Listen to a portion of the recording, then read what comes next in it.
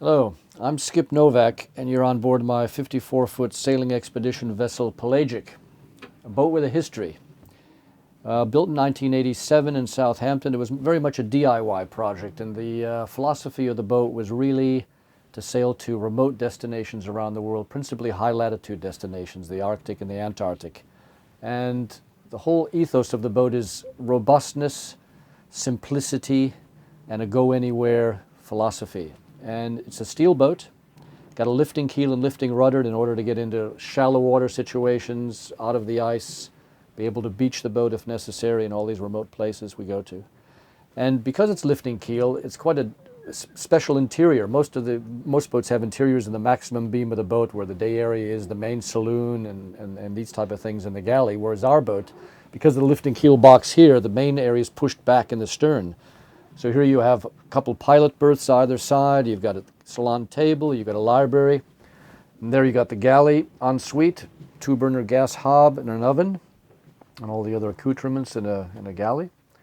You've got here the life of the boat. This is the heating system. This is a great thing. This is a Danish fishing boat stove called a Reflex, runs 24/7, doesn't use any electricity, it's fed by a gravity day tank, and got a drying locker behind for our foul weather gear and a drying area for our boots.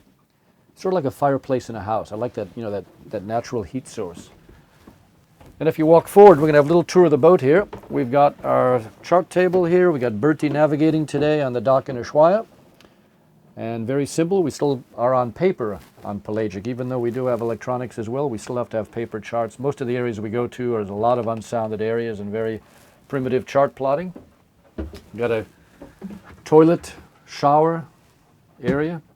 Everything operated by hand, of course, because, everything has to be reliable. Once we leave port, we have to be totally self-sufficient, be able to repair everything ourselves. Here you've got a cabin, astride of the keel case, double bunk down below, single berth up top. Storage areas here, pockets under the bunks, boot lockers under the bunks. And this is my favorite part of the boat. This is the workshop area and storage, big forepeak. It starts pretty much by the mast here. That's the mast step above here. Big area you can walk into. Tool area here, big vise. 2 outboards we got, one's on the deck. We've got 2 inflatable dinghies go in there. We got all our vegetables and fruit in these plastic boxes here. Spare ropes, running rigging, anchor gear, diving equipment, shore equipment, fender boards. Place you can walk into. There's nothing worse than a little tiny forepeak or a lazarette where you're upside down trying to uncover something to get out something else. Here you can actually walk in, it's all accessible. Going down the port side of the boat is symmetric to the starboard side because of the keel case. You've got 2 more bunks here forward. Then you got the double bunk here, single above. It's also articulated up and down like a pipe berth. And then you've got more food storage here and these clever little barrels, a lot of the dry stores back in the galley. And back to your main saloon, which is really where it all happens in the evening. You tie to the shore, anchor down some lines ashore, and here we have a few drinks and a big meal. And this is our style of cruising. This is expedition cruising. Well, this is our bolt-on goodie that we added later. This is a fixed Dodger. We call it a pilot house. And in here we've got all our safety equipment accessible, life jackets, flares, EPIRB in here. We've got knives and things in here, flashlights, all at the ready. And it's a nice place to relax in heavy weather because you can sort of stretch out here, stick your legs down in the companionway and get out of the weather. There's nothing worse than being stuck on deck. Here we can still observe what's going on from inside this shelter here. It's great. A sliding hatch here. And we've got a very simple cockpit arrangement. There's no push button winches. Everything is manual here. It's really great. Keeps us nice and fit. And under here we've got a diving compressor there that we actually use as a sort of a seat. Behind that, the gas bottle locker. And behind that, the life raft in a float-free container.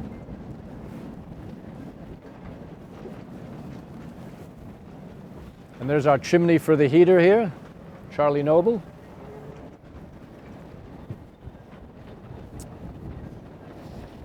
And of course here is down here our lifting keel slot and the locking mechanism for the keel.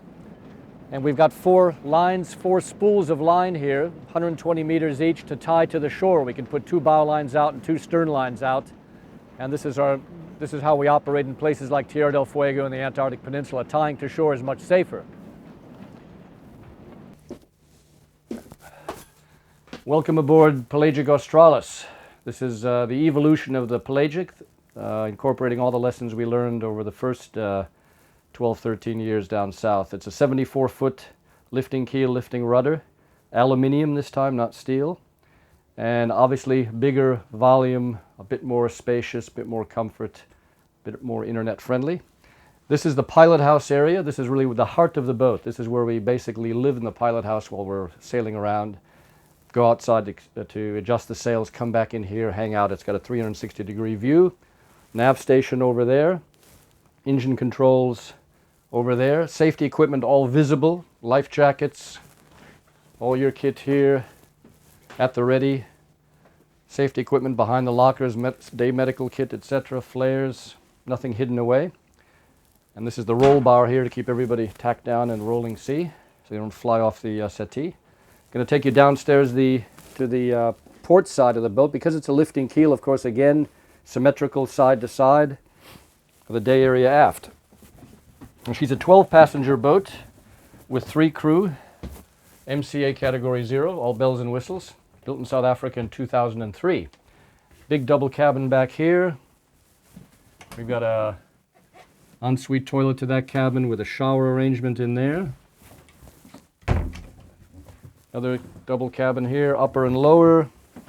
Going through a watertight door. We've got 5 watertight bulkheads on this vessel. Another double cabin here. A lot of storage space, pockets, lockers, boot lockers under the bunks.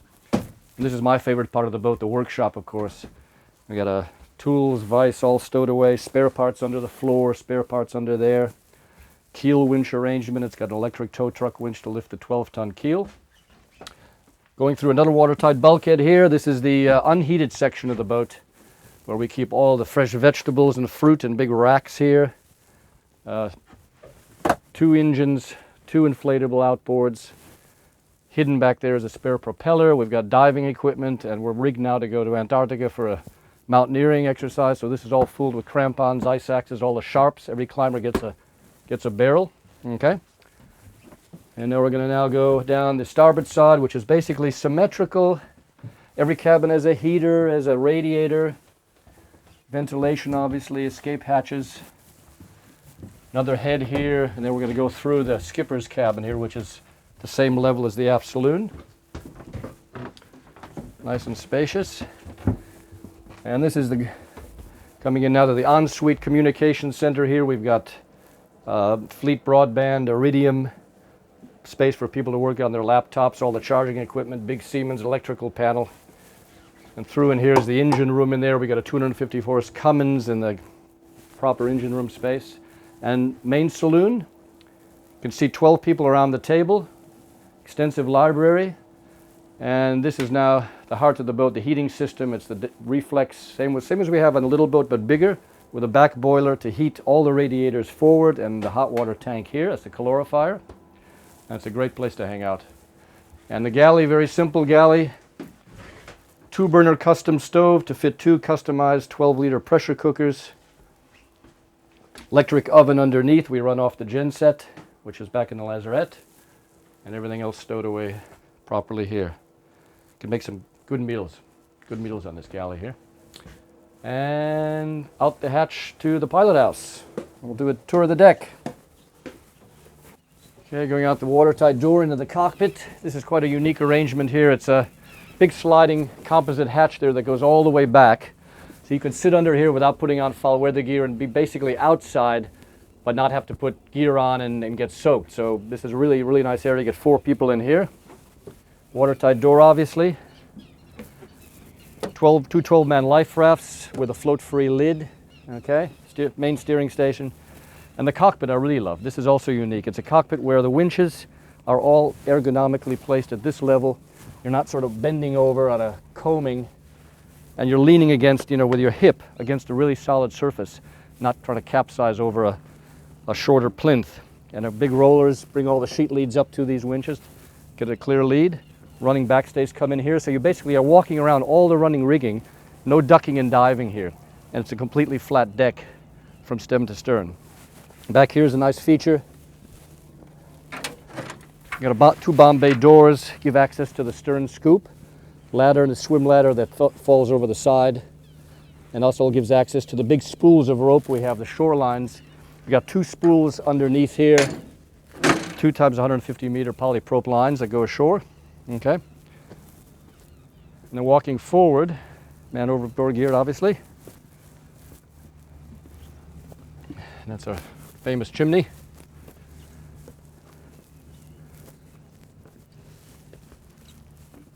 And also this is a great, really safe solution for a boat this size. Rather than standing up here on a very high plinth where you're looking out over the lifelines, you're standing down here at the working deck level. So there's some sense of protection. Lines can't go over the side, etc. We've got 1 pedestal winch here, which is a utility winch. We use it on the first hoist of the main to top the main up, and we jam it off and then use the mast winch for the main halyard.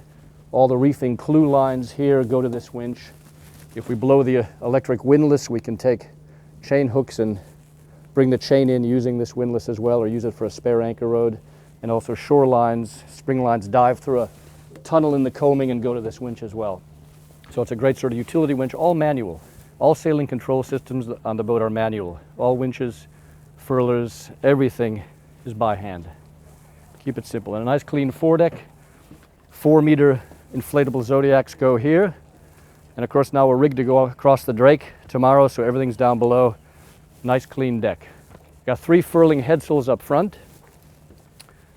We've got the storm staysail rigged and ready to go. Very small blade.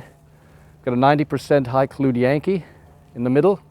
And then we've got the 130% high clued Yankee for very light air. So we're really rigged for any condition. Light air is right down to storm conditions with a 4th reef in the main. Bob's your uncle.